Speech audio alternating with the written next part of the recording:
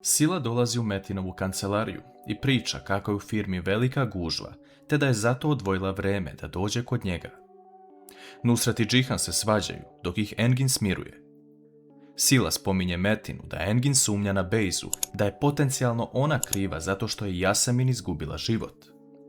Metinu ove reči stvaraju nervozu i začudi se, pitajući da li Yasemin nije više živa. Sila mu govori da Engin sumnja na Beyzu, ali da policija tvrdi da je ona sama izgubila život. Metin zahteva od Sile da mu detaljno ispriča ovu priču. Možemo li zaključiti nešto iz ovog Metinovog ponašanja? Nusret još uvijek navodi to da je porodica Develoglu krila Metina svo vreme i da je iskoristila taj trenutak za ovo što se sada dešava. Džihan želi da se sukobi sa ujakom, ali Engin ih razdvaja, govoreći da kada se uradi ceo prenos firme, Džihan će prodati svoje akcije i dati Beyzi, kao što je navedeno u dogovoru. Džihan govori Nusretu da odmah izađe iz kancelarije, inače će imati problema što Nusret i uradi. Međutim, Nusret ljutito ulazi u vilu Develoglu i odlazi kod Mukader u sobu, govoreći da ona sigurno sve ovo znala i da sada Beyza neće imati ništa novca zbog njihove prevare. Mukader govori Nusretu da nije znala za ovo, ali to da se Metin ničega ne sjeća. Ovdje saznajemo da je Nusret taj koji je oduzeo život Džihanovom i Metinovom ocu, ali da za to niko ne sme saznati, inače će Nusret biti njihov glavni neprijatelj. Džihan dolazi kod Metina u kancelariju i vidi Silu koja sedi sa njim. Metin govori da bi večeras trebali napraviti jednu porodičnu večeru, a pošto se sada Sila smatra članom porodice, neka i ona i Engin dođu. Metin i Sila vešto kriju svoje namere i celu istinu da to niko ne primeti. Sinem i Mine šetaju od prodavnice do kuće i u jednom trenutku se pojavljuje Melih koji vozi taksi i sakrije pogled od Sinem. Po dolasku u dvorište vile, Aysu odvodi Mine u vilu, a Sinem ostaje i plače. Hančar se nalazi tu, pitajući šta se desilo, a Sinem govori da ova situacija sa Metinom nije nikada trebala da se dogodi, jer je sada i njen i Melihov život upropašten. Nešto kasnije, Derja nagovara Čemila da dođu kod Hančar u kuću kako bi se pomirili, jer njeno i Džihanovo dete uskoro dolazi na ovaj svet. Njih dvoje se pojavljuju na Hančarinim vratima, a Derja se trudi da ih pomiri. Po dolasku u vilu, Džihan govori Metinu da ga sačeka unutra, a da će on otići da popriča sa Hančar o nečemu. Džihan dolazi kod Hančar i zatekne Čemila i Derju, te im se pridružuje.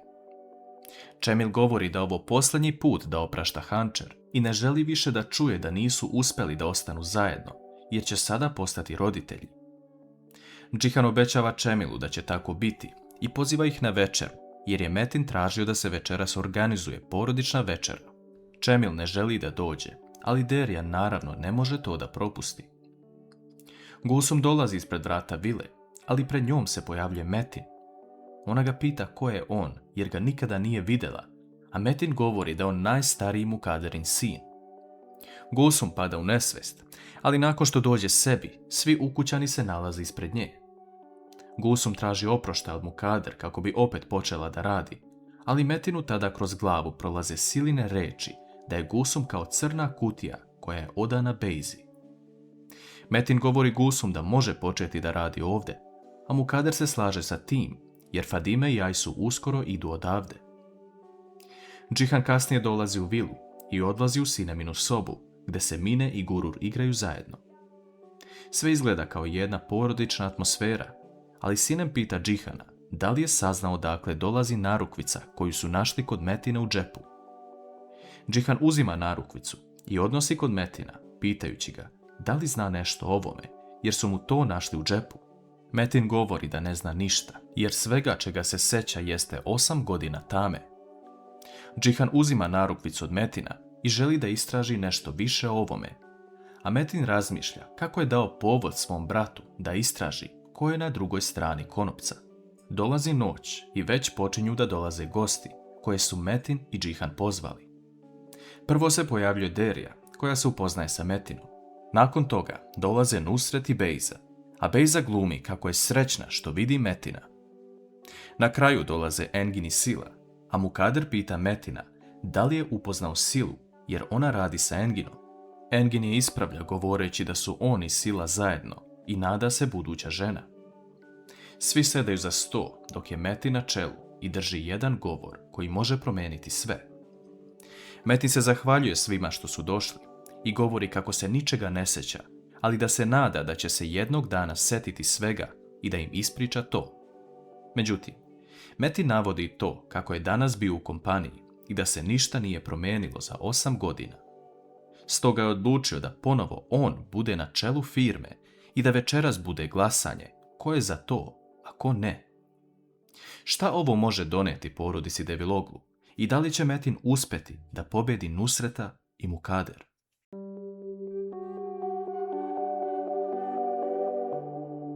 Nakon što Metin kaže da svi glasaju da li on opet da postane novi vođa firme, svi ćute. On tada govori da mu ova tišina govori sve, ali Džihan se nadovezuje, govoreći mu sa osmehom da može uraditi šta god poželi, da će ga lično podržati. Ova vest zabrine Nusreta i Bejzu, a sve ostale ukućane začudi kako je Džihan tek tako predao svoje mesto Metinu, koji se vratio nakon 8 godina. Međutim, tu temu prekida Bejza, koja pita šta će biti sa njihovim ugovorom, navodeći Džihanu da je to sakrio od brata. Džihan objašnjava situaciju, govoreći da je potpisao ugovor gdje će on dobiti starateljstvo nad Gururom ako da Bejzi određen deo svojih akcija u firmi. Metin govori da će taj ugovor biti ispunjen u najkraćem mogućem roku, ali da sada moraju malo sačekati. Derja se tu nakašlje, jer nije očekivala da će Džihan to uraditi za dete koje nije njegovo, a ona je jedna od retkih koje zna istinu. Metin tada pita Nusreta direktno u oči, da li bi on dao svoj život za Mukader, a Nusret se iznenadi što je Metin baš njega pogledao od svih.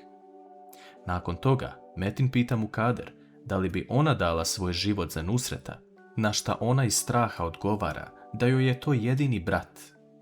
Metin govori da se sada završe sve priče o novcu i da se pređe na večeru. Nakon završene večere, svi sedaju dnevni boravak, a Metin još jednom pita da li je situacija u vezi vođenja firme završena i da li ima njihovo odobrenje. Džihan još jednom jasno potvrđuje da će Metin dobiti ono što želi, iako je mislio da će prvo odmoriti i sabrati sve utiske jer nije bio tu 8 godina. U tom trenutku Sila govori nešto što sve ostavi u razmišljanju. Ona se nadovezuje govoreći Metinu: postoji odlazak bez povratka i povratak bez nalaženja. Metin pita Silu šta bi to trebalo da znači, a Bejza se nadovezuje da se slaže sa Silom, jer je i ona tako odbačena od strane ove porodice.